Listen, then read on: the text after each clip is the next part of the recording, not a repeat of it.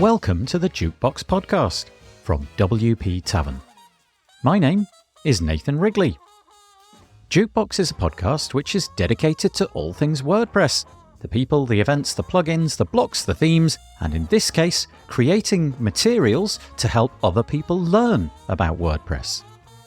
If you'd like to subscribe to the podcast, you could do that by searching for WP Tavern in your podcast player of choice, or by going to wptavern.com/feed/podcast, and you can copy that URL into most podcast players. If you have a topic that you'd like us to feature on the podcast, I'm keen to hear from you and hopefully get you or your idea featured on the show. Head to wptavern.com/contact/jukebox and use the form there.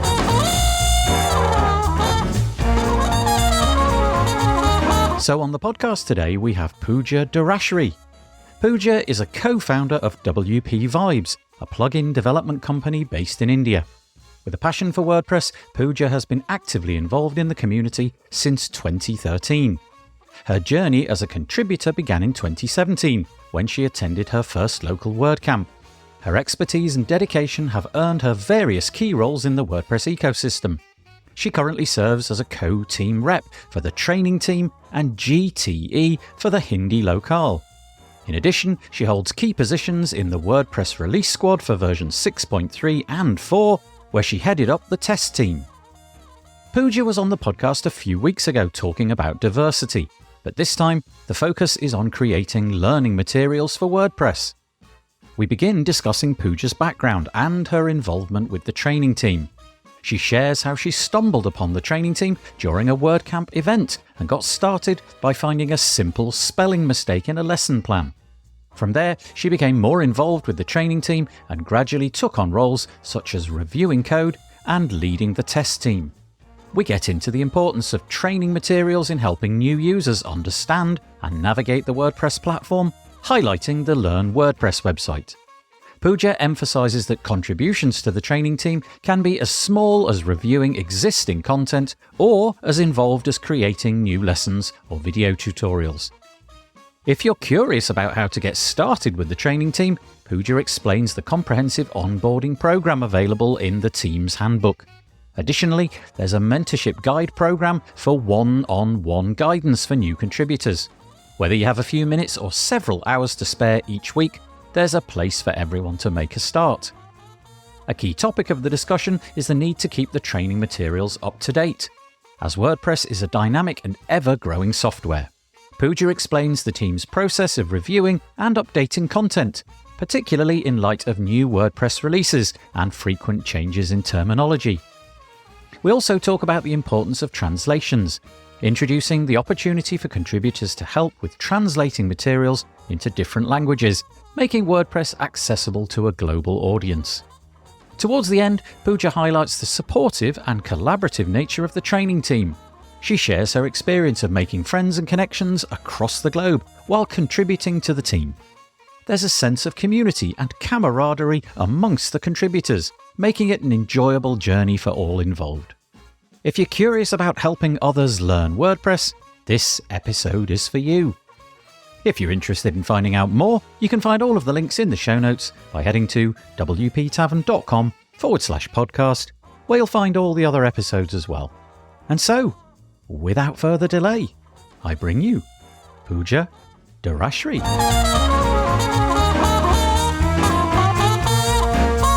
I am joined on the podcast today by Pooja Derashri. Hi, Pooja. Hello, Nathan. It is so nice to have you back. You were on the podcast just a few weeks ago now, talking about something completely different. We'll point you in the direction of that episode in the show notes. But today, Pooja, we're going to be talking about learning WordPress, about the training team and about the Learn WordPress website and resources. Just before that, for those people who didn't hear the previous episode, would you just give us a short biography? Tell us a little bit about yourself, your journey with WordPress, and so on. Yeah, sure. My name is Pooja Derashri and I'm from Ajmer, a beautiful city in India. I'm a co-founder of WP Vibes, a plugin development company. I'm also an active contributor to WordPress community. I served as a training team representative for the past 2 years, and now I'm serving as a test team rep. I was also in the WordPress release squad for 6.3 and 6.4 version, where I led the test team. Thank you so much. That's really great. So obviously you're very, very committed to WordPress. And one of the big things about WordPress is getting people to understand how the software works. If you're like me and like you, Pooja, I suspect that it's pretty obvious what to do with WordPress. You've used it an awful lot before and you're committed to it and you understand how it all works. But people who are new to the platform or people who are trying to explore something that they haven't used with it before, obviously have to learn a little bit about how that works. And it may be that people do not know, but there are training materials that are being created over at Learn WordPress. I will give the links in the show notes. And that is being done and coordinated by the training team. Would you just tell us a little bit about how you got involved with the training team? When did you begin your journey and what kind of things have you been doing personally with training and learn materials? Yes, before telling me about my involvement, I would like to tell about how I got started contributing to the training team. I was attending a WordCamp Ahmedabad. There was a contributor day. There are several teams over there, and I decided to learn more about the training team. On that day, Chetan Prajapati, the table lead of training team, guided me about what is Learn WordPress and how I can contribute to it. So he guided me to review some lesson plans. When I was reviewing the lesson plan, I found a spelling mistake in one of the lesson plans, and I suggested a correction, simple correction. That was my first contribution to the team.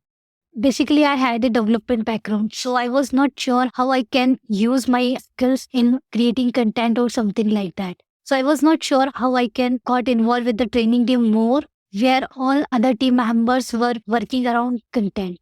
But that time, Courtney Robertson and Hawa Abishia were the team reps, and the whole team was working on the initial launch of the Learn WordPress Talk website. They guided me on how I contribute to reviewing code in lesson plan. That was my cup of tea and I fascinated about it. So I joined the forces at the time and soon felt very comfortable with the team. Basically, the training team overall helped me a lot in learning and growing. With the team's help, I gradually started feeling more confident and part of the inaugural team. That time, with my consistent contribution or my involvement with the team, I was nominated and selected as a team rep back in 2022. That's absolutely fascinating. So your entire journey started out by spotting a spelling mistake and it grew from there. That's lovely, but it also points to the fact that you don't need to do something really seismic. You don't have to be involved in the training team. You don't have to do anything super major. It is possible to be involved to do little things. You don't have to dedicate absolutely ages of your week over to this. Would that be right? There's no commitment in terms of time or the amount that you're going to do. Making little changes is just as important as contributing in a big way. Yes, definitely. It was started just with a spelling mistake correction, and now I am more involved with the administrator related things, running weekly meetings with other co-team reps, posting monthly updates, monthly newsletter, reviewing other teams' content, other team members' content. I'm also a translation coordinator for my Hindi language. Yeah, and in past, I was also wrote few lesson plans. So yeah, it started with a small thing. And gradually, with more involvement, I learned many new things. If somebody was interested, let's say that they've listened to this episode and they are keen to at least have further discussions about what it is that they could do, I'm interested in you describing how the team is structured. So, as an example, if I'm new, how do I get onboarded and how is it decided where I would be most useful? So you mentioned a couple of things there. You were talking about the fact that you were able to change spelling mistakes, but you also talked about the fact that you could do things in your own language. Do you get to show up and pick what it is that you're going to do, or is there a hierarchy? Are there people such as yourself who've been contributing to this for a while, who have their hands on what needs doing and kind of farm out those projects to people? Yes. At the beginning of this year, my co-team rep Benjamin Evans who worked on a project for an onboarding program for new contributors. And desperately, it helped us win half of the battle. New contributors found learning and getting involved with the training team is very easy.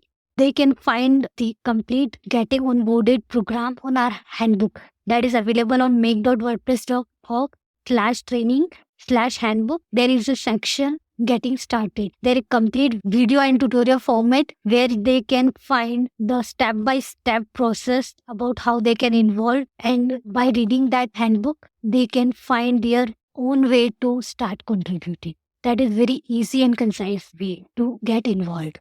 And there is also a program run by Courtney PK. That is a mentorship guide program. That is a one-on-one mentorship program where few mentors guide mentees about how they can start contributing to the training team and help them to make meaningful contribution.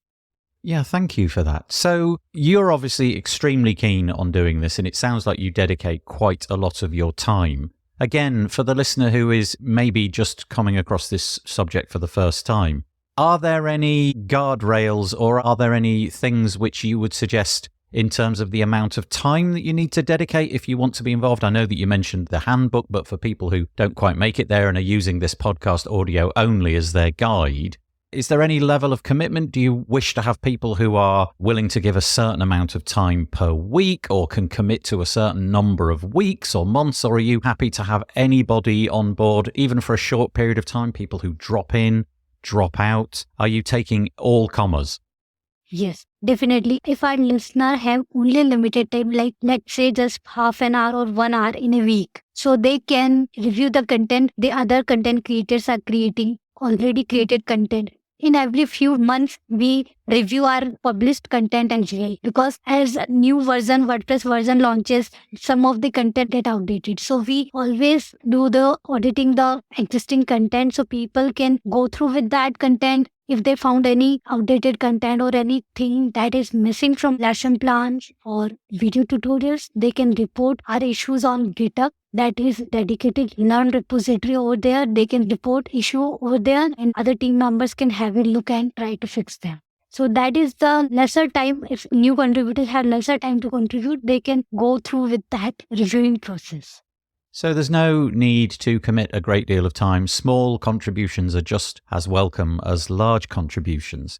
I'm just going to turn the conversation to you, Pooja, just for a few minutes. And I'm curious as to what you get out of it. I don't mean that in the way that it maybe sounds, but I'm keen to know why you commit so much of your time. You mentioned at the top of the podcast recording that you've obviously got a business to run. You've got other things to do. You've got to generate revenue for you and the people close to you and all of that. So I'm just wondering why it is that you do this. What are the reasons you do it? And I suppose we should clear up the fact that getting paid is not one of them, because this is an entirely voluntary position. Yes, I'm volunteering all my time to the training team. I'm self-sponsored, so no, I'm not getting paid from anywhere.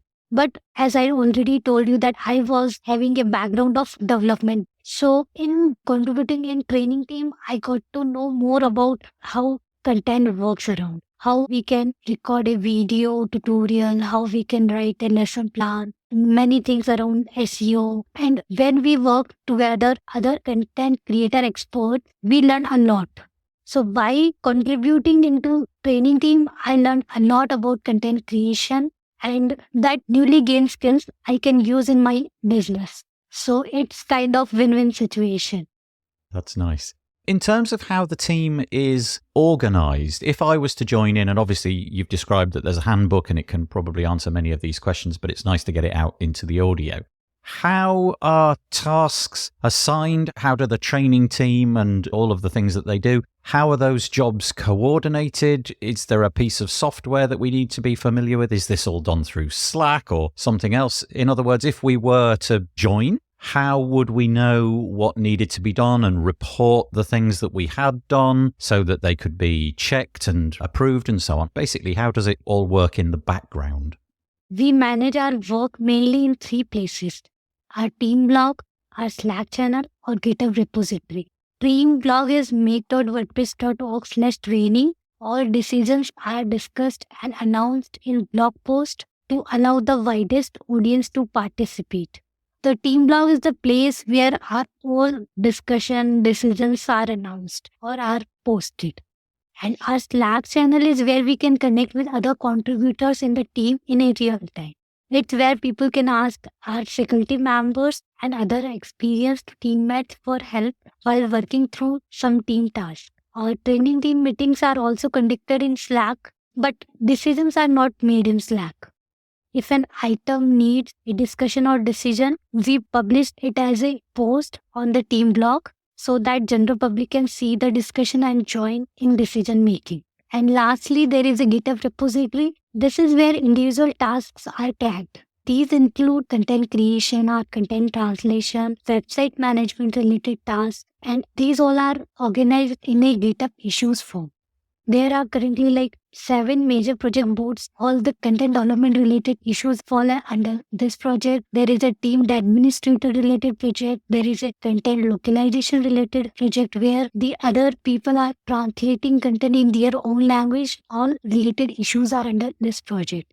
Then there is a content feedback. If our content has any issue, any outdated content or any spelling mistake related thing, all type of content feedback fall under this project. So yeah, we manage all the website related issues, development related queries, and any content, new content request, all the other content that is in process, all are managed under GitHub repository. So there's a variety of different tools and workflows that you need to become familiar with, but I'm guessing that there'll be assistance with that if you decide to join. Somebody will shepherd you through that, and there'll be some documentation, some Learn materials, which will enable you to learn about contributing towards Learn and the training team, which is a bit meta, but there you go. In terms of the actual topic areas that you cover, technology and WordPress in particular is a really fast-moving piece of software. You know, it's not glacial. The documents that you wrote a year ago, there is some chance that they will still be pertinent, but I'm imagining that in many cases, some of these materials will go out of date fairly quickly. So I'm wondering what you could tell us about the bits and pieces that really do need a lot of attention at the moment. So for example, it might be full site editing or something like that, but just give us an idea of how you decide what needs to be covered. We've obviously talked about the way that you communicate that with the tools that you've got, but what topics at the moment are really in need of documentation? And that could be things that haven't been done yet, but also things which are underway, which need to be completed. So yeah, just give us an idea of the topic areas that are really in need of work at the moment. Yeah, sure. There is a GitHub project where when people submitted their topic ideas, our subject matter expert looking into every topic idea, and they finalized that, yeah, that piece of content is having a high priority and we need to focus on first. Every month we did a 5 to 10 high priority content list. And we will ask in our every weekly meeting that, yeah, this content is something we need to do on high priority. And we ask for volunteers to help. If they found their area of expertise or their skills match with that content, then they volunteer for that particular project and they definitely pick that particular piece of content.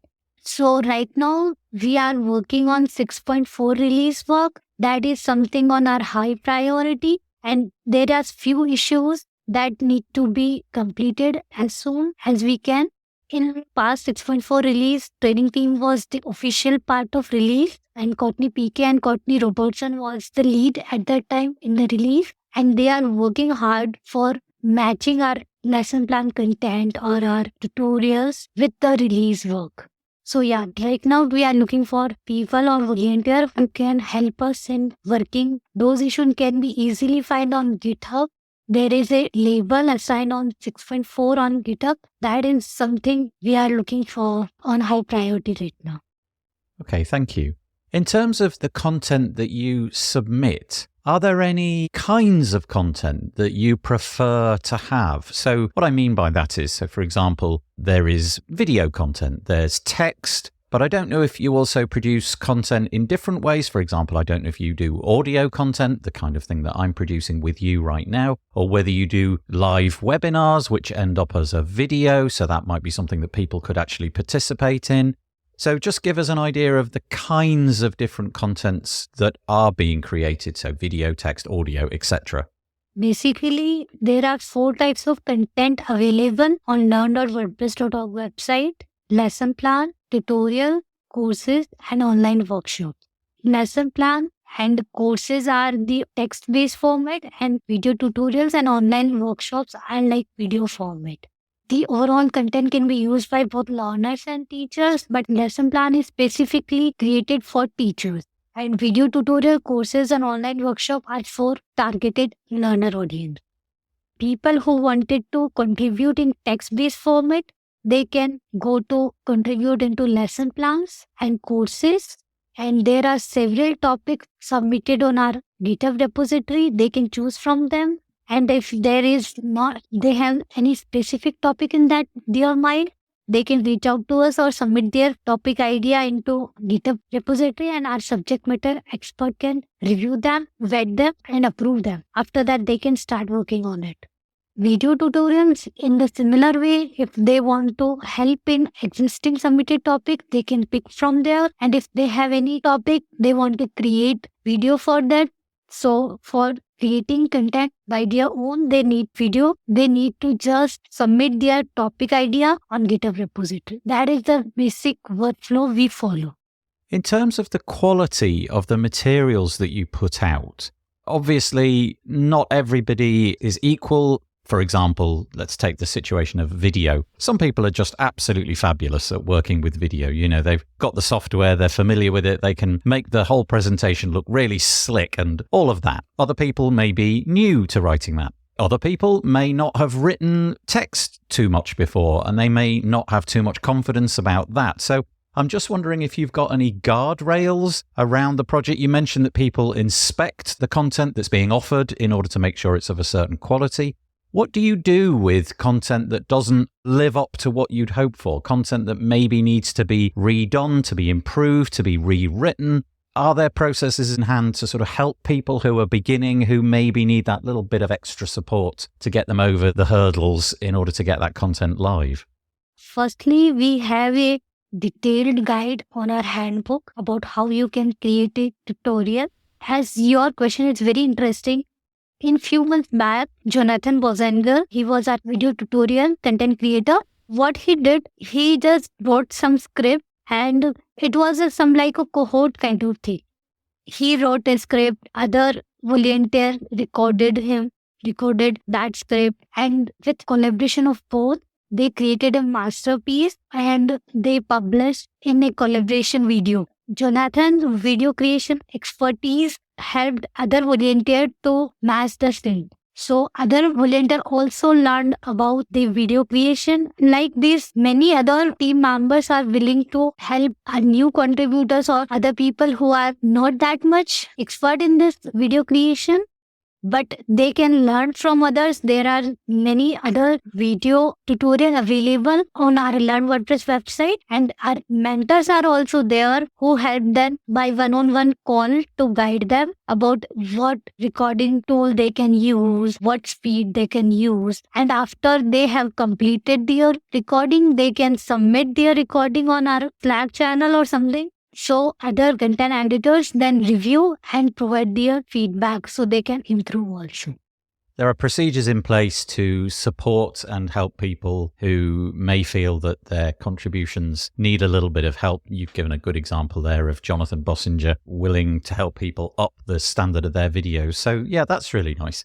If you were to submit, let's say, a piece of video, are there minimum criteria in terms of things like, let's take the topic of accessibility, for example. Obviously, video is available for some people, but there's a subset of the population who are unable to access that video. Do you have guidance around things like transcriptions and things like that? If you submit certain types of content, do you have to then be mindful of things like accessibility or other topics before things get published? We take accessibility very seriously. Every video tutorial is followed by transcript. You can find easily transcript under video.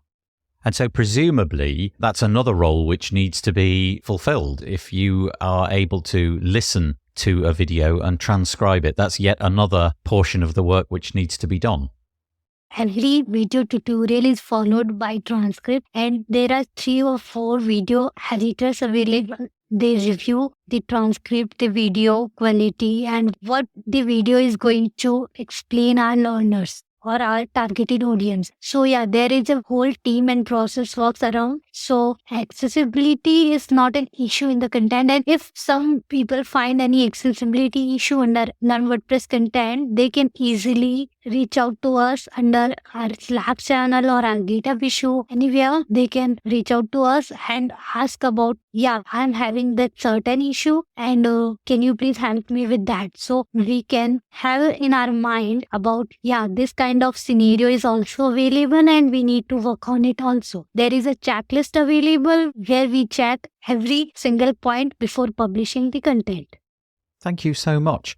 I'm just wondering about translations as well. Now, you did touch on this a few minutes ago, but I just want to drill down on that a little bit. Presumably, this work also needs to be not just transcribed, but translated into some other languages. And so, again, let's just highlight that there are opportunities there. If you speak a language other than English, there are opportunities to take these materials and get them taken over into a whole variety of different languages. So that's some important work, I would guess, as well, right?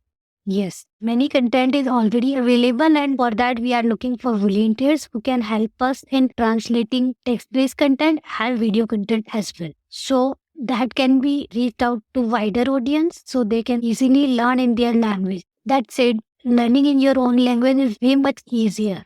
Yeah, indeed. Okay, so we'll just sort of round it off. I've got a few more questions just to sort of round it off. But the first one is around the way that this content sticks around and for how long. So, for example, we mentioned earlier that some pieces of content need to be updated all the time. Full site editing would be a perfect example. You know, the language changes, the words that we use to describe certain things change, the whole UI changes from time to time.